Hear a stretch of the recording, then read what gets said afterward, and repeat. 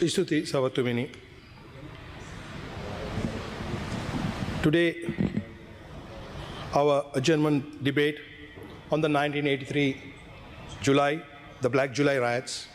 Why have we spoken on this today? Why we have taken up this adjournment debate? That is not to blame the past, but to learn from the past. Never to repeat the mistakes of the past. It is important our new generation understands what is Black July and what it did to us, our friendships, our country, our society, and our economy. It's very important. So we learn from the past. Quite unfortunately, the whole lesson should be, when we are divided, we will fall.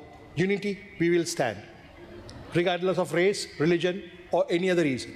But quite unfortunately, even this simple topic was unable to be comprehended by some of the members of the opposition who was preaching venomous hatred even today. But that is up to them, that is their political culture.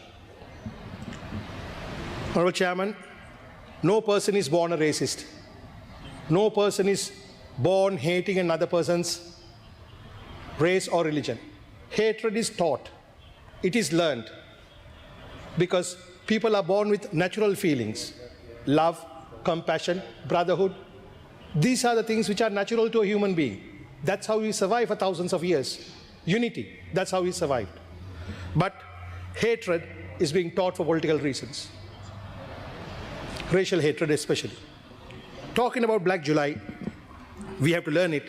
That was the pinnacle or the height of our racist tensions, where so many of our brothers and sisters lost their property and life for no fault of their own, but belonging to a particular racial group. Honorable Chairman, අසූතුනේ සිද්ධි දාමය වෙන්න කලින් ඊට පෙර ඓතිහාසික 48න් පසු සිද්ධි කීපයක් තිබෙනවා. මේ සියල්ලම මේ දේශපාලන වැරදි සියල්ලම සංකලනය වෙලා තමයි that 1983 transpired.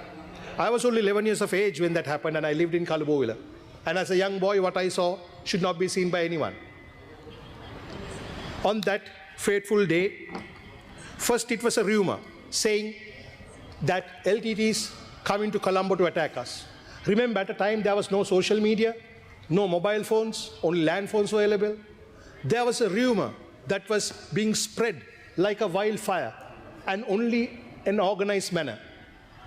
They were sending message to Kalubowila saying Maharagama is flat because now LTTs attacked Maharagama and people are dying.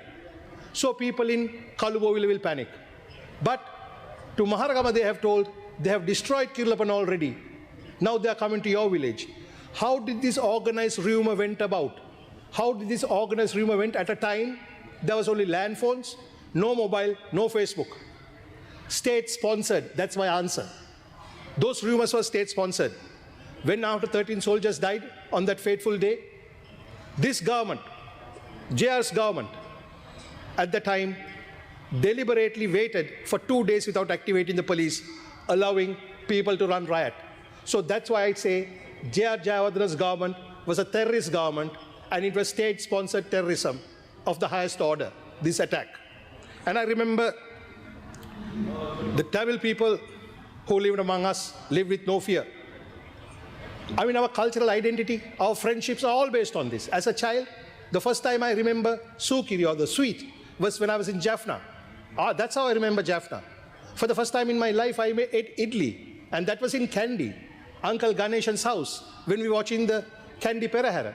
This is how we were raised. This is what we remember. In 1983 July, in my house, we had to house Uncle Ganeshan, his wife, and his family.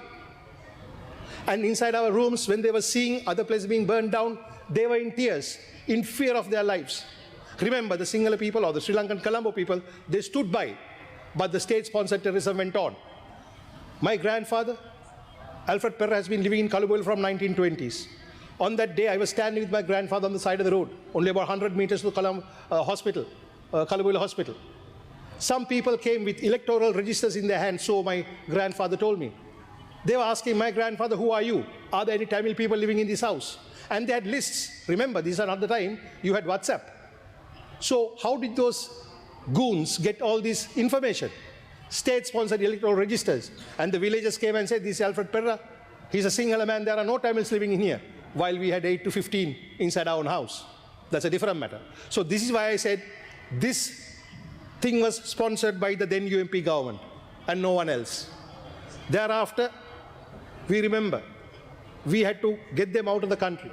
And many years later, my father being a film man, he always believed we must have a Tamil film industry. So he made one movie called Anuragam, another called Nadu Potru Valga, where Uncle Ganeshan was involved as a producer as well as an actor.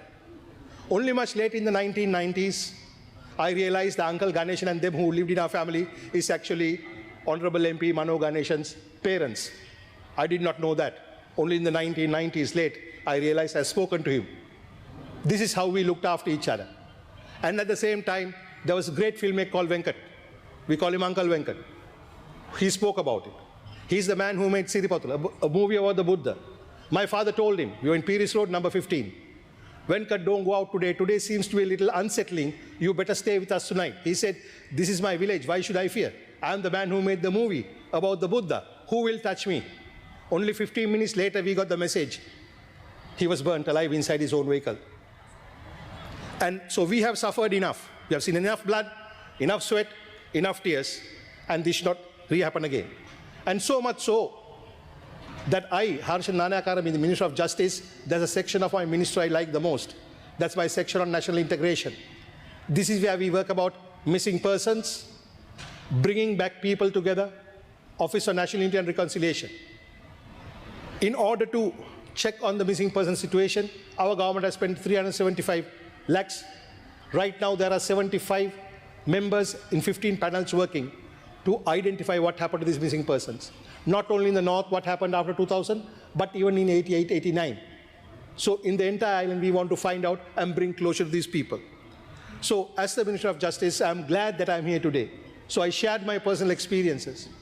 Because I was a child, I saw when I was at the Kaliboila Junction, how they came and killed the man who been mending our shoes for years in a brutal manner. I've seen people wounded, trying to reach the hospital. They have been beaten up by the racist goons. Now, I'm embarrassed because now I meet so many of my friends who are living overseas after the 83 riots. They left this country. They're not here. But they have forgiven us. The people have forgiven. We understand all this racism has to come to an end. And our government will make sure it comes to an end. The start is why I, as Harshan Nanakar, they said a lot of things about 88, 89, the JVP. But then, with such a background, Honorable Mr. Rauman, why am I here? The reason is simple. The reason is this government stand by all human rights and all values. They are not racist. They treat people equal. And one thing that impressed me about my leader, Honorable Disanayaka, right at the beginning, was his compassion. You have 2 minutes more, Honorable Right. Minister. And also his stance on racial and religious issues, where he tells all of us are the same. We are equal.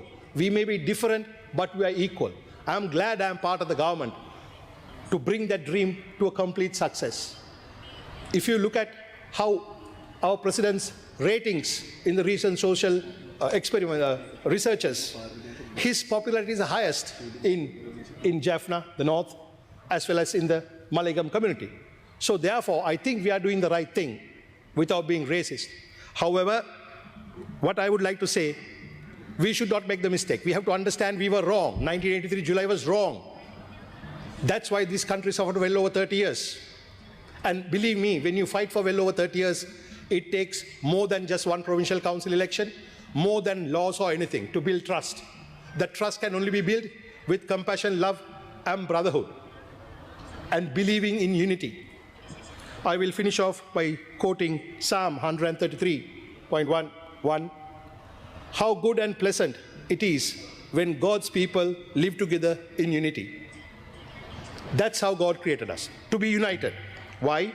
Unity among God's people is seen as something good and pleasant, reflecting God's desire for his followers to live in peace and mutual support. That's how humans are intended to live. And that's what exactly National People's Power want to do. So today's motion is about learning from the past, making sure it does not get repeated. And no matter whatever people try, I don't want to engage in petty politics here. we have a bigger job. Our bigger job is to make sure those ugly incidents will never happen, that we will all live like one mother's children. Thank you.